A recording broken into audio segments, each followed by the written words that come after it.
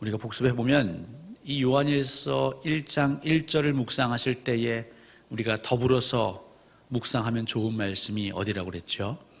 요한복음 1장 1절에서 4절입니다. 특별히 이 요한일서 1장 1절이 신학적으로 가지고 있는 의미는 이 생명의 말씀, 이것을 예수 그리스도로, 또 예수 그리스도께서 우리에게 선포하신 말씀으로 어떻게 해석해도 상관없는데, 이 예수 그리스도의 초월성과 내재성, 하나님의 초월성과 내재성, 이 태초에 부터 있었던 말씀에 관하여 이건 초월성이라고 그랬고요. 그 뒤 눈으로 본 바요, 우리가 들은 바요, 또 주목하고 만진 바라, 이것은 우리 인생이 경험할 수 있는 내재성, 우리의 생각, 우리의 경험, 그 범주 안에 있는 것이다. 그래서 우리 신앙은, 우리 믿음은 이 초월성과 내재성을 함께 지니고 있는 균형의 신앙이다, 이걸 말씀드렸습니다. 이건 성경도 마찬가지입니다. 성경도 초월성과 내재성을 가지고 있죠. 우리가 글자를 봅니다, 읽습니다. 하지만 우리가 다 헤아리지 못하는 부분이 있죠. 하나님도 마찬가지입니다. 더 나아가서 교회도 마찬가지다라는 얘기까지 드렸습니다. 초월성과 내재성, 어느 한쪽이라도 잃어버리면 우린 절름발이가 되는 것이고 나중엔 병들어 못 걷게 됩니다. 교회가, 그리스도인들이 이 초월성과 내재성을 잃어버리는 순간 한쪽으로 기울다가 좌초돼 버리는 거죠. 사랑하는 성도 여러분, 이건 굉장히 중요합니다. 그래서 요한 사도는 그 요한일서 이 편지를 받는, 이 글을 받는 그 공동체에 이걸 1장 1절에 힘주어 말하고 있다고 말했습니다. 여기까지는 이해가 다 되셨죠? 자, 그럼 2절 넘어가 보겠습니다. 자, 이 생명이 나타내신 바 된지라. 물론 이 생명, 이것은 그 앞에서 말한 생명의 말씀, 예수 그리스도를 지칭할 수 있겠습니다. 왜냐하면 그 2절 후반부 보시면 우리에게 나타내신 바 된 이신이라, 사람을 지칭하고 있거든요. 근데 우선 이 문구를 보시면 이것은 능동태가 아니라 수동태로 쓰여 있죠. 나타내신 바라. 내가 나타났다가 아니라 뭔가에 의해서, 누군가에 의해서 나타내어졌다, 이 말입니다. 여러분, 이 생명, 이 예수 그리스도는 누구에 의해서 나타내셨을까요? 제가 말씀드렸잖아요. 모르면 하나님 혹은 예수 그리스도, 성령님 셋 중에 하나 대답하시면 대부분 정답이라니까요. 예수 그리스도는 누구에 의해서 나타내셨습니까? 하나님이시죠. 이 정도는 여러분들이 자신 있게 대답하실 수 있어야 됩니다. 내일부터 강사 목사님이 물으시는데 여러분들이 이렇게 꿀먹은 벙어리 하면 이제 누가 창피하냐면 제가 창피한 거죠. 나중에 이제 부르신다고요. 이 목사 자네 2년 동안 목회 잘한 줄 알았는데 교인들이 기본적인 복음을 모르네. 그러니까 눈치 빠른 분들 먼저 선창해 주세요. 하나님, 예수님, 성령님 셋 중에 하나. 이 셋 중에 답이 있어야 될 텐데, 아무튼 예수, 이 생명은 나타내신 바라. 그러니까 누군가의 의도에 의해서, 계획에 의해서 오신 거예요. 여러분들이 외시는 말씀, 요한복음 3장 16절 말씀이 있지 않습니까? 하나님께서 세상을 이처럼 사랑하셨어요. 17절, 그 어느 누구도 멸망치 않게 하시려고 하나님의 목적입니다. 그래서 누구를 보내신 거예요? 예수 그리스도를 보내신 거고, 예수 그리스도 입장에서 보면 하나님의 사랑의 계획에 의해서 내가 이 땅에 나타내어진 거죠. 그러면 이 요한일서 1장 2절에서는 신학적으로, 여러분 우리에겐 신학이 필요합니다. 그래야 허탄한 이단의 사상에 우리가 맞서 싸울 수 있는데, 신학적으로 무엇을 강조하고 있는 걸까요? 이건 좀 어렵습니다. 이건 하나님, 예수님, 성령님으로 답할 수 없습니다. 하지만 응용하면 여러분 따라 하십시오. 하나님의 주권. 뭐라고요? 하나님의 주권. 요한일서 1장 1절이 하나님의 초월성과 내재성, 예수 그리스도의 초월성과 내재성, 성경 말씀의 초월성과 내재성, 교회의 초월성과 내재성을 우리에게 강력하게 얘기하고 있다면, 2절은 무엇을 강조하고 있냐면 하나님의 주권. 아니 삼위일체 하나님이시고 성부, 성자, 성령 하나님이 다 같은 하나님이신데 사실 서열이 있는 게 아닌데 그럼에도 불구하고 하나님이 운행하시는 섭리 가운데에 그 성부 하나님의 주권을 성자 예수 그리스도께서는 존중하시고 따르십니다. 왜일까요? 그것은 저와 여러분들에게 메시지를 주시는 겁니다. 그리스도인, 여러분 그리스도인의 어원이 뭡니까? 그리스도인은 그리스도를 따르는 사람들입니다. 예수님께서 하신 걸 고스란히 닮아서 따라가는 게 그리스도인이죠. 예수님께서 하나님이 명령하시는데 왜요? 싫은데요? 만약에 라고 하면. 그래서 부부 사이가 되게 중요합니다. 물론 무조건 남편이 아내를 혹은 아내가 남편을 일방적으로 지휘하거나 이끌어갈 수는 없지만 부부간의 말끝마다 왜 내가 해야 되는데? 왜 내가 해야 되는데? 그럼 자식은 뭘 배우냐면요, 말대꾸를 배웁니다. 그런데 때로는 아내가 남편의 말에 순종하고 때로는 남편이 아내의 말을 경청하면 자녀들은요 순종을 배웁니다. 그러니까 여러분들의 말과 행동이 매우 중요합니다. 예수 그리스도가 먼저 본을 보이셨는데 무엇을 보이셨냐면 순종을 보이셨습니다. 하나님의 주권에 복종함을 보이셨습니다. 이 땅에 처음 오실 때도 복종하셨고 하나님 보좌 우편에 계시면 얼마나 좋으셨을까요? 여러분 우리가 천국 가면 얼마나 좋을까요? 우리가 신이 아닌데도 하나님이 우리를 구별하셔서 영원한 사망에서 생명으로 올리신 다음에 우리를 영생을 선물로 주신 거 아닙니까? 저와 여러분들이 천국 가면 정말 대박도 이런 대박이 없죠. 우리가 경험해보지 않았기 때문에 실감이 안 날 뿐입니다. 근데 예수 그리스도는 영원 전부터 하나님과 함께 하셨단 말입니다. 어디에? 하나님의 나라에. 이 땅에 오시면 불편한 거 투성이죠. 인간으로 오셨기 때문에 드셔야 합니다. 안 드시면 배가 고픕니다. 피곤합니다. 이 모든 것을 다 느끼셔야 되거든요. 그럼에도 불구하고 하나님의 주권에 순종해서 이 땅에 오셨죠. 근데 오신 것으로 끝나는 게 아닙니다. 이제 무엇까지요? 하나님, 아버지, 하실 수만 있으시면 이 잔을 내게서 옮겨주십시오. 십자가를 지시라고 하나님이 명령하십니다. 근데 생각만 해도 끔찍하죠. 여러분, 이 손에 작은 가시 하나만 박혀 보십시오. 그것도 괴로운데 손과 발에 대못으로 허리에는 창 끝이, 우리 머리에는 가시 면류관이 그렇게 찌르고 피가 물과 함께 철철철 흘러내리는 그 고통을 예수 그리스도는 하나님의 주권이라는 그 한 가지 때문에 순종하십니다. 그러면서 말씀하시는 거죠. 내가 아버지 하나님의 주권에 순종한 것처럼 저와 여러분들에게도 그 순종을 요구하십니다. 그래서 저와 여러분들은, 성도는, 신자는 내가 가고 싶은 곳만 가는 게 아니죠. 때로는 하나님이 우리를 보내주고자 하는 그곳에 가야 되는 겁니다. 대한민국에 태어나고 싶으셔서 태어나신 분 계시냐고요? 여러분들의 부모님 그 가정에서 내가 태어나겠다 싶어서 오신 분 계십니까? 하나님이 보내시면 우리는 그냥 거기서 태어나고 살아야 됩니다. 특별히 광주 동산교회로 보내시면 내가 이곳에서 맡아야 할 사명을 감당하기까지 우린 이곳에서 그 주권에 순종하는 것이죠. 그 주권에 순종한 예수 그리스도, 여러분 그 예수 그리스도를 우리가 좀 더 알아봅니다. 우리 요한복음 11장 25절 26절 한번 찾아보겠습니다. 요한일서는 그렇게 표를 해놓으시고요. 요한복음으로 넘어가 보겠습니다. 요한복음 11장 25절 26절.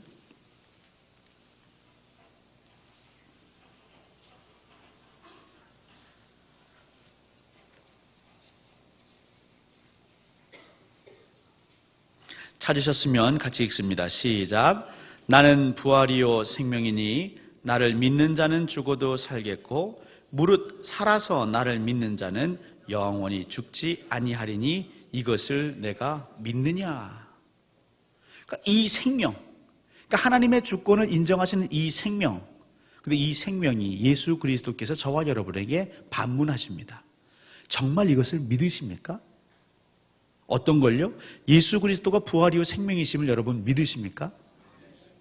그 생명은 예수님만 살리는 게 아니라 그 예수 그리스도로 말미암아 또 다른 자를 살리는 생명임을 믿냐 이 말입니다.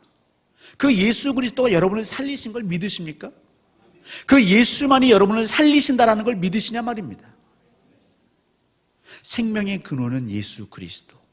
예수가 있어야 산다. 이거를 우리는 진짜 찰떡같이 믿어야 됩니다. 국민연금이 나를 살리는 게 아니라 말이죠. 연금보험이 나를 살리는 게 아니라 예수 그리스도가 여러분을 살리는 겁니다. 물론 연금도 필요합니다. 근데 그거는 언제까지요? 이 땅을 사는 날까지밖에 유효기간이 없습니다. 근데 예수 그리스도와 함께하면 이 땅에서도 살 수 있는 길을 내시고 저 하늘에 가서도 살 수 있다 이 말이죠. 우리는 어디에 우선순위를 둬야 될까요? 당연히 예수 그리스도죠. 지금 하나님께서 예수 그리스도께서 제자들에게 이걸 너희들은 이것을 믿느냐? 오늘도 하나님 보좌 우편에 계신 예수 그리스도께서는 이걸 저희들에게 묻고 계십니다. 너 정말 믿니? 내가 생명이고 부활인 걸 정말 믿니? 여러분 정말 믿으셔야 됩니다. 계속 홍보합니다. 그 믿음 위에 굳게 서시고 싶으신 분들 사경에 오셔야 됩니다. 믿음 위에 굳게 서라. 그게 어떤 믿음이요? 예수 그리스도에 대한 믿음이죠. 말씀에 대한 믿음이죠. 하나님 나라에 대한 믿음이죠. 우리 요한복음 14장 6절 가까우니까 또 한번 찾아보죠. 요한복음 14장 6절입니다.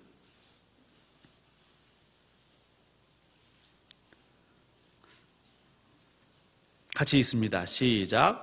내가 곧 길이요 진리요 생명이니 나로 말미암지 않고는 아버지께로 올 자가 없느니라. 아멘. 자, 하나님께서는 예수 그리스도를 보내셨습니다. 결국 이 요한복음 14장 6절을 읽으면 그 목적이 분명해지죠. 왜 그럴까요? 하나님께로 이 백성들이 올 수 있는 길을 만드시려고. 여러분, 이 요한일서 1장 2절은 하나님의 주권임과 동시에 지난 시간에도 말씀드렸지만 이 생명의 말씀 예수가 2000년 전에는 분명 육신으로 나타나셨단 말입니다. 말씀이 육신이 되어서. 그래서 그 제자들이 예수님과 함께 먹고 마셨습니다. 심지어 부활하신 이후엔 도마는 그 예수님의 못자국을 손으로 만졌죠. 피부로 느꼈습니다.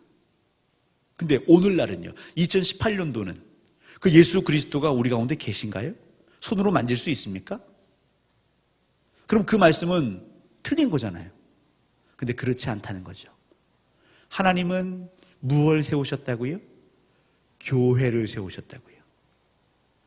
교회는 인간이 만든 게 아니라 사도행전 1장, 2장 무엇을 통해서? 보혜사 성령님의 감화 감동을 통해서 예수 그리스도께서 이스라엘 그 예루살렘의 그 백성들에게 그 제자들에게 말씀하셨죠. 내가 얘기한 것 그걸 기다려라. 정말 기다리며 기도했더니 성령께서 내리셨습니다. 그러면서 그 안에 교회가 세워졌죠. 우리가 고백하는 교회는 예수 그리스도가 머리 된 교회. 저와 여러분들은 그 지체가 된 교회. 그래서 교회를 통해 무엇을 볼 수 있냐면 예수 그리스도를 보고 듣고 주목하고 손으로 만질 수 있는 거죠. 여러분, 결국 교회는 생명을 잉태할 수 있습니다. 그래서 많이 하는 게 전도축제, 새생명잔치라고 하죠. 새생명잔치. 그러니까 교회가 그 일을 하지 않으면, 생명을 잉태하고 돌보지 않으면, 오히려 그 생명을 해치면 그거는 큰일 납니다. 그래서 자꾸 적용하는 것으로 긍정적인 말을 하십시오, 돌보십시오, 위로하십시오, 긍휼히 여기고 희생하고 섬기십시오. 이것은 한마디로 정의하자면 생명을 살리고 생명을 돌보십시오, 이 얘기가 되는 거죠. 그래서 요한일서 이 1장 2절은 하나님의 주권인과 동시에 교회의 사명을 얘기하는데, 특별히 뒤에 보시면 이 영원한 생명을 우리가 보았고 증언하여 너희에게 전하노니, 증언하고 전하노니, 이게 또 굉장히 중요합니다. 이 예수 그리스도, 이 영원한 생명, 이 생명의 말씀을 경험한 자들에게 따라오는 2차 현상이 있어요. 그게 뭐냐면 증언하고 전하는 겁니다. 여러분의 삶 가운데 좋은 일이 생기면 사람은 희한합니다. 그걸 그냥 입을 꾹 참고 말하지 않고는 견딜 수 없는 뭐가 있습니다. 내 자녀가 좋은 대학교에 입학하거나 아니면 취업하거나 뭐 등등 이런 게 있으면요, 우리는 그냥 마구 얘기합니다. 내 마음을 기쁘게 한 것, 나를 살리는 것, 내 길을 이렇게 살리는 것들을 경험하면 우리는 자꾸 얘기합니다. 심지어 맛있는 음식을 먹으면 그게 뭐라고 자꾸 얘기해서 그 사람을 꼭 데리고 가고 마는 그런 삶을 우리가 살곤 하죠. 근데 예수 그리스도를 맛봤는데, 예수 그리스도를 경험했는데 내가 증언하지 않고 전하지 않았다? 이건 뭔가 문제가 있는 거죠. 내가 병들었거나 아니면 아직 예수 그리스도를 만나지 못했거나. 여러분, 우리가 왜 교회를 증언하고 전하지 못할까요? 교회를 사랑하지 않거나 아니면 그 교회가 나를 힘들게 하거나. 그럼 교회가 어떻게 해야 교회다워질까요? 방법은 하나입니다. 예수 그리스도와 하나 되고 성도가 하나 되어야 합니다. 그럼 어떻게 해야 할까요? 하나 되는 것을 방해하는, 하나 되는 것을 가로막고 있는 장애물을 치워야죠. 물론 3절에도 나오지만 사귐이라는 단어가 있습니다. 이 사귐이라는 단어는 정확히 요한복음 15장을 생각하시면 됩니다. 요한복음 15장은 다른 게 아닙니다. 참 포도나무 비유죠. 여러분들이 어디에 붙어 있어야 한다고 하죠? 예수 그리스도에 붙어 있어야 합니다. 제가 지난번에 말씀드렸잖아요.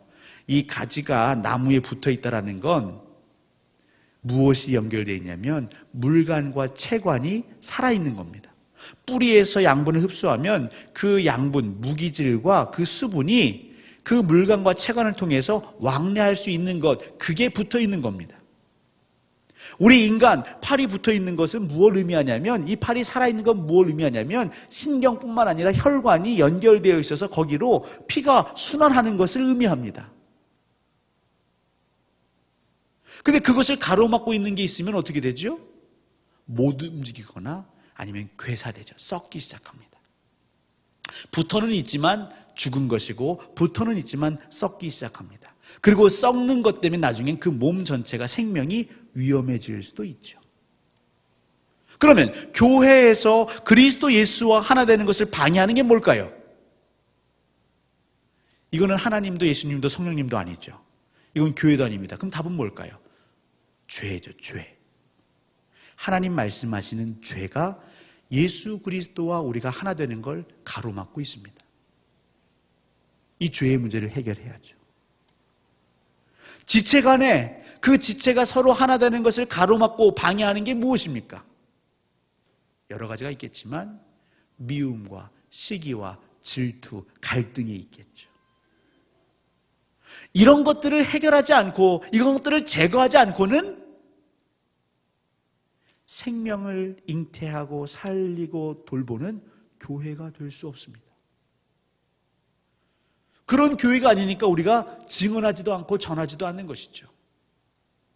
복음을, 예수 그리스도를 경험한 자는 그냥 전하지 않고는 어떻게 참을 수가 없는데, 그냥 머리로는 내가 예수 믿는다고 하고 내가 복음을 안다라고 하는데 난 전하지 않는다. 뭐가 문제가 있는데 그 문제를 해결하지 않고 한 해, 두 해 보내면 병드는 겁니다. 제가 한번 적나라한 질문을 던져볼까요? 여러분들은 광주 동산교회를 증언하십니까? 전하고 계십니까? 대답 소리가 시원치 않습니다. 쭈뼛쭈뼛한 거죠. 아, 나 교회 가는데 어디 가지? 분당 예수 뭐 가봐. 그 교회 많아. 그 성남에 그 선한 무슨 교회 있잖아. 가봐. 코앞에 광주 동산교회 있는데 얘기를 안 하신다. 이건 뭐냐면 내 안에 해결해야 될 문제가 있다. 목사도 해결하고 장로도 해결하겠지만 여러분 스스로 해결해야 할 문제가 있다는 거예요. 여러분 예전에도 말씀드렸죠. 교회의 초월성. 그건 뭐냐면 교회가 문제가 많습니다. 이러쿵저러쿵 말도 많습니다. 그럼에도 불구하고 하나님은 교회를 어떻게 하십니까? 사랑하십니다. 왜냐하면 예수 그리스도의 피값으로 사셨기 때문입니다. 아무리 여러분들이 이러쿵저러쿵 말해도 하나님은 교회를 끝까지 포기하지 않냐시고 살리려고 하십니다. 그래서 끊임없이 사람들을 보내시죠. 물론 나중에도 그래도 열매를 맺지 않으면 그 죽은 가지는 잘라서 불에 던지시겠지만 그 전까지 하나님은 상한갈 때도 꺾지 않고 살려보려고 하십니다. 그런데 하나님은 그렇게 노력하시는데 여러분들이 뭐라고? 하나님도 포기하지 않은 그 교회를 이 교회는 틀렸어. 저 목사는 아유 안 돼.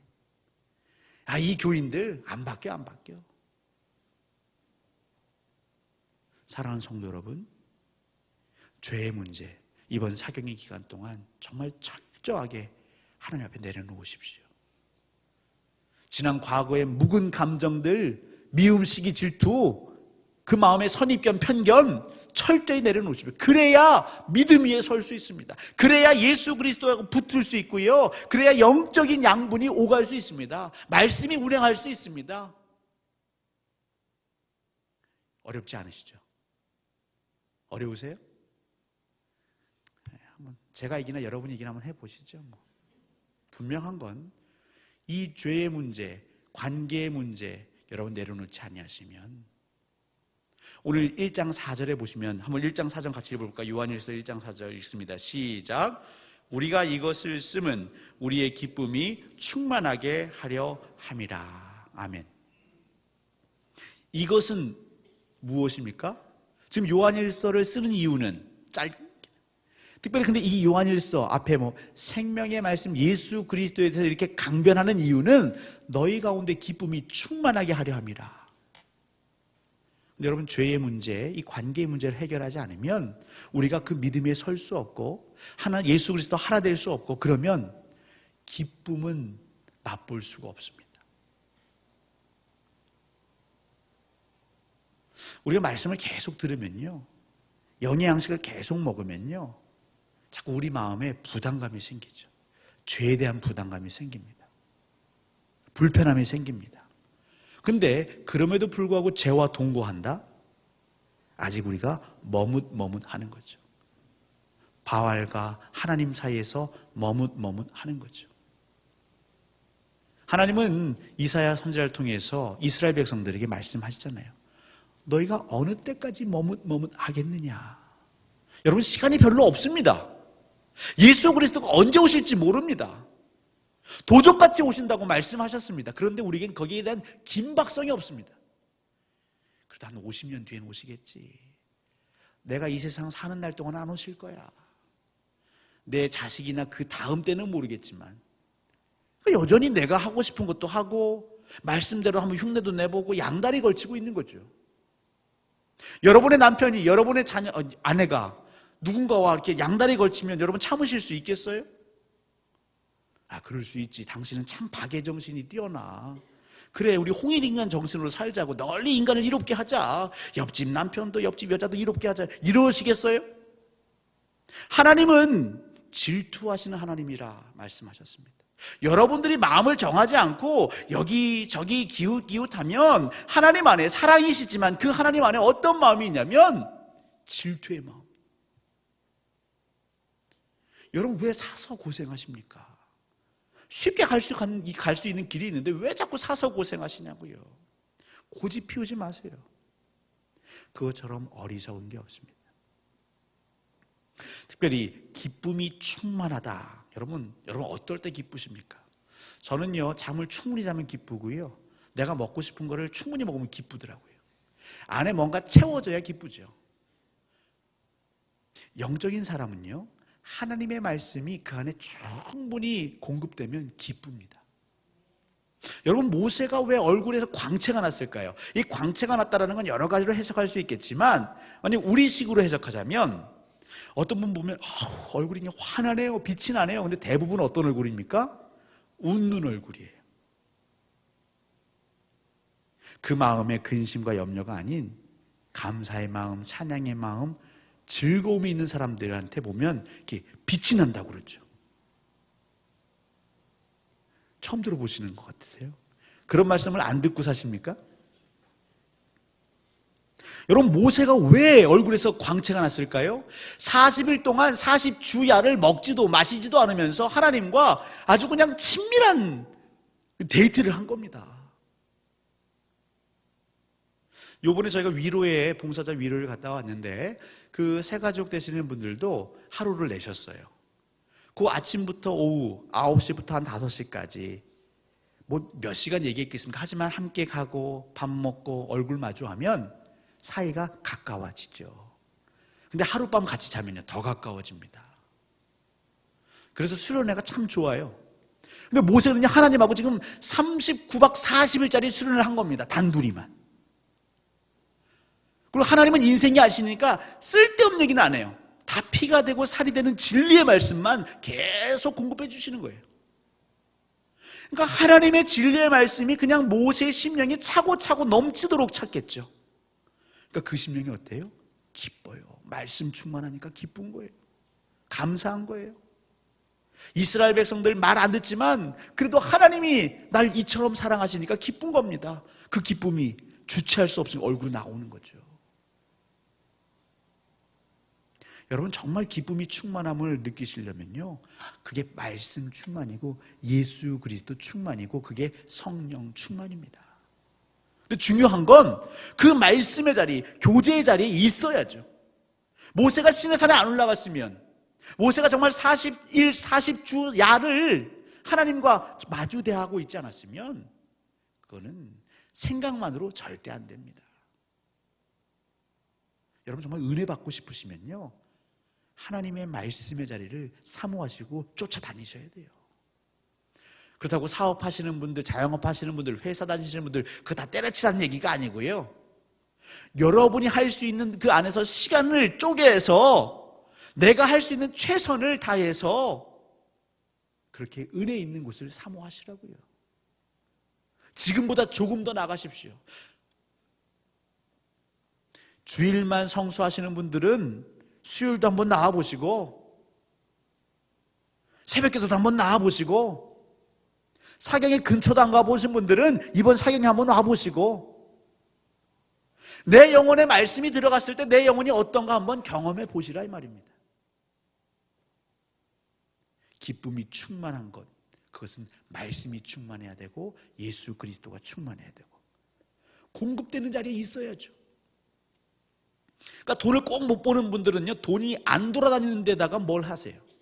장사하시는 분들이 어디다가 매장을 잡습니까? 유동인구를 보잖아요. 유동인구. 사람이 많이 다니는 그 길목에 자리를 잡아야죠. 그래야 돈을 벌 거 아니겠어요? 여러분, 은혜를 받고 싶으십니까? 은혜가 있는 곳을 사모하십시오. 말씀 충만, 그런 말씀이 충만한 곳을 사모하십시오. 그리고 발걸음을 그리로 옮겨야죠. 내일부터 3일 동안 월, 화, 수 재밌는 미니 시리즈 하나요? 평일날 드라마 있습니까? 제가 요즘 드라마를 안 봅니다. 예. 사랑하는 성도 여러분, 요한 1서 1장 1절부터 4절까지는 그 요한의 정말 그 강력한 외침입니다. 이렇게 해야 산다. 그리고 이렇게 산 사람은 죽어가는 일을 향해서 증언하고 전할 수밖에 없다. 이게 사는 길이니까요. 우리 질병 걸려서 어떻게 나으신 분들은요, 내가 도움을 받았던 병원 알아서 돈 안 받고도 홍보하십니다. 누가 좀 그런 기운만 있으면 어느 병원 찾아가 봐, 어느 선생님 찾아가 봐, 거기 가야 살 수 있어. 여러분 그러세요, 안 그러세요? 그러신다고요. 그래서 우리가 어떤 병이 걸리잖아요. 그러면 이 사람은 이 병원이 좋다 그러고 저 사람은 저 병원이 좋다 그러고 정말 정신을 못 차립니다. 저와 여러분들은 예수 그리스도로 살았잖아요. 죽음에서 생명으로 옮겼지 않습니까? 아멘이 없는 거 보니까 아무도 여전히 죽음 가운데 계신가 봐요.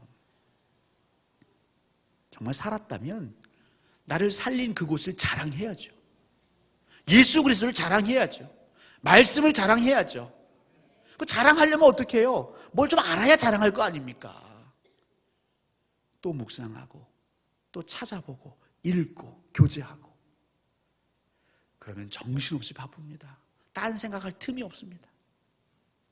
사랑하는 성도 여러분, 예수 그리스도는 묵상하면 묵상할수록 더 깊은 맛을 자아내게 되어 있습니다. 요한일서를 많이 읽으십시오. 요한복음을 많이 읽으십시오. 그리고 어느 정도 되면 성경을 많이 읽으십시오. 그것이 저와 여러분을 살릴 수 있는 유일한 길이 될 것입니다. 우리